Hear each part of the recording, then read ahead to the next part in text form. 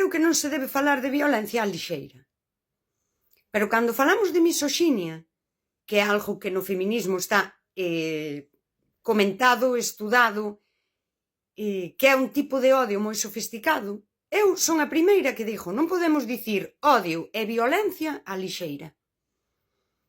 Pero cando falamos de patriarcado, e falamos de algo que é histórico, que é absolutamente estructural, fíxenme preguntas de que pasa cando o sostén afectivo nun vínculo deixa de ser algo lóxico e normal, que se non existe nos retiramos porque sabemos que iso é que non é o correcto, que non é un vínculo, e pasamos as mulleres, non? A conformarse con moito menos e a convertir o afecto recíproco do vínculo nunha especie de premio que tes que conseguir. De que tipo de desigualdade estamos xa falando? Por exemplo, que un home que decide vincularse contigo, libremente, adulto,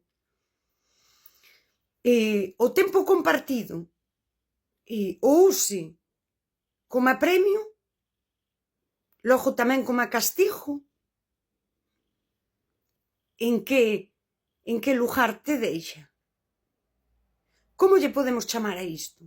Porque para min o tempo compartido é a relación en sí. E daquela eu digo, a que adicamos ese tempo compartido? Caso 2 de patriarcado disfrazado de onte. O tipo di, podíamos facer isto. Eu digo, hostia, que guai, ímolo facer. E agora convirte isto nunha especie de cebo que eu teño que perseguir e ganar. E a ver, de que estamos falando? Estas dinámicas, eu véxoas. Non é que me estou flipando, eu véxoas. E o único que fago con iso é racionalizalo. A mí non me vale, tes medo, a que tes medo? E que me pregunto que pasa. Cando se socializa as mulleres para estar enfocadas neles, en conseguir un premio, que é a atención, en adaptarse e poñer as súas propias vidas á disposición deles e loitar por un lugar na vida deles que son eles que decidirán se llo dan ou non llo dan. O foco que poñemos neles é de pobriños, teñen carencias e hai que axudalos, e ninguén está poñendo o foco en como afecta isto a unha muller. Como afecta ao home? Podemos entender todo o que hai aí detrás. Podemos entender que o patriarcado socializou así. Eu agora dígoche como afecta isto a unha muller. Porque eu, estas preguntas fíxenmas, por exemplo, canto lle vou aguantar eu a un home unha vez que entendo que o seu patrón pois é un problema de socialización. Non é mala persoa, é que, vale, e eu, porque é boa persoa, canto estou disposta a aguantar. Podo entender o patrón masculino, eu podo entendelo. Vou non aguantar e vou non xustificar, eu non. Esta idea, porque os homes dirán, ai, é que cada un mira por si. Eu, como a muller, digo, eu tamén miro por min. Entendo que non das para máis. Pero como miro por min, eu non o vou aguantar. Terás que mirar de arreglarte. E a sociedade dirá que és unha radical, que hai que ver que tal, que... Sí. E diráche que ti escolles mal, hai un defecto en ti. Mira, perdona, eu sei falar. Eu sei o que quero. Eu comprendo as miñas necesidades humanas e vincúlome porque as teño. Vincúlome porque me recoñezo humana e sei que teño necesidades afectivas. E vincúlome con persoas que cubran esas necesidades afectivas. Non é utilitarismo, porque eu son recíproca. O vínculo non é ter unha persoa por aí. O vínculo son as cousas que acontecen, o tempo compartido. Cando se fala da calidade do tempo, pois eu, por exemplo, di, en que estamos compartindo o tempo? Nas cousas que nos gustan aos dous? Nas cousas que che gustan a ti? Quen decide que tempo é compartido e que facemos durante ese tempo? Bueno, pois eu estas cousas pregúntomas. Que non me interesa? Pois non me interesa. Que me queres convencer? Que non me convences. A min non me convences de que as miñas necesidades importan menos que as dun home. As miñas necesidades de coidados, de atención, de que me escoiten e de que estean para min non importan menos que as dun home. Importan exactamente o mesmo.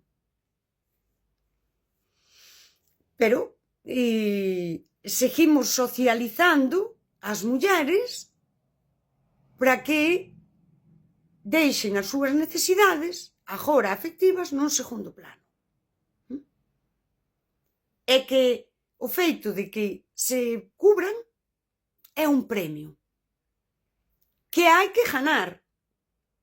Seguimos educando as mulleres en que calen para non incomodalos.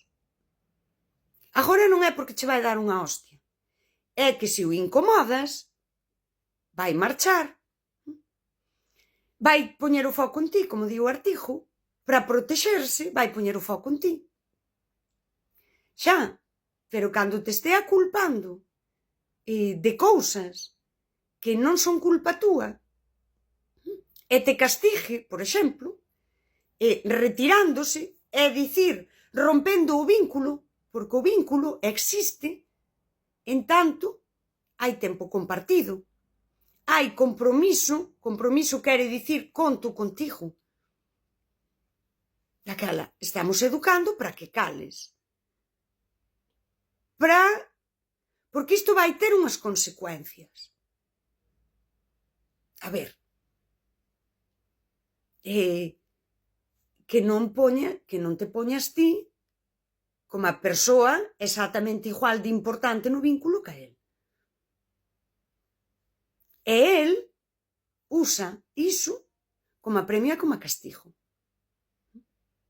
Se te portas ben, calas o suficiente e esperas a que sexa él quen te chame, tes premio. Mira, ides quedar a facer algo. Pero ti calada, sen pedir, sen expoñer as túas necesidades humanas, porque son humanas. Bueno, aquí xa hai unha volta que lle dar, dixo eu. Pero se ti expós as túas necesidades, se ti ves que as túas cousas, vai te castigar. Non che contesta.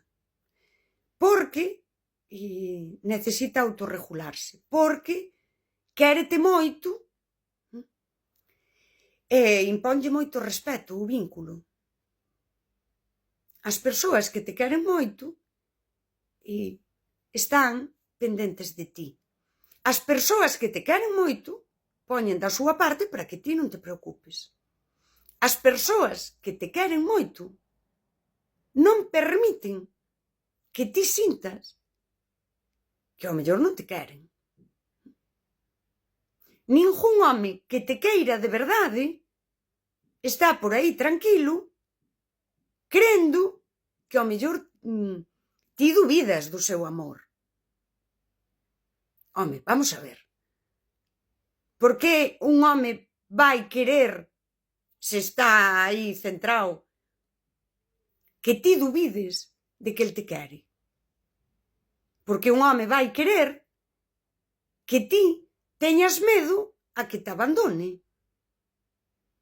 Porque un home vai querer que ti te esforces e compitas para levar un premio. Porque un home vai querer que ti sufras se de verdade te quere. A min, vendédemo como que irades, pero a min non me convencedes de que te quere e de que lle importas, pero é que non é capaz de. Non o creo, porque un home que se quere, se valora e se importa de si mesmo, non quere que unha muller que a él lle importa pense que é un cabrón, e pense que é un merdas, e pense que anda por aí, sabes, a ver se mete noutro burato, e pense, non é así. Daquela, en vez de empezar a estar as mulleres poñen o seu valor en ser elexidos, empecemos a mirar porque os homes poñen o seu valor en ser mala xente, joder. Porque un home pon o seu valor no feito de estar rodeado de mulleres e que todas crean que é un merdento, que lle val unha como a outra, e ese é o seu valor, e ti vas loitar por iso. A min pareceme tan absurdo. Pois eu estou con un tipo, porque eu estive en Cona, ten amigas, a min que me importa, a min parece moi normal. E de repente empeza a facelo parvo.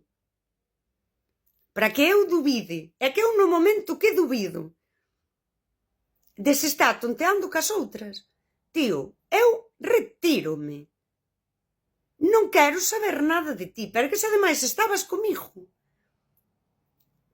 Pois mira, se vos parece duro, parecerávos duro.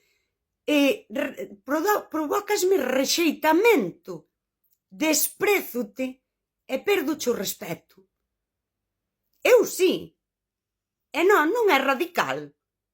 Ou logo eu, se estou cun tipo, e teño 5 ou 6 de arredor, e quedo cos outros, e non sei que, e xogo. Este é un comportamento correcto. Que vai facer o home? Arrastrarse? Por min? Estarse medindo cos outros? E loitar por min para que lle faga caso a el? Non. Porque o discurso patriarcal non dixo iso, dixo que eu son unha pendanja.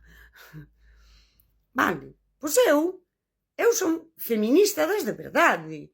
Para min é un tipo que fai eso, é un pandanjo tamén. Digo, arre carallo, vallle calquera cousa, joder. E di, para que non me interesas. Por qué? Porque és un pendanjo. Xa está. Non vexo a cousa radical. Non a vexo por ningún sitio. É a igualdade. Quero dicir, mira ti, que cousa tan... igualdade. Quero que sexas tan boa persoa e tan respectuoso e tan implicado como a min. Igualdade. E ainda encima, eu creo na túa capacidade de ser un home adulto, maduro, responsable. Joder, que máis queren os homes? Os homes queren que pensemos que son tontos para que corramos atrás deles. Pois eu non corro atrás dos tontos. Corro na outra dirección, digo, non, déixate estar.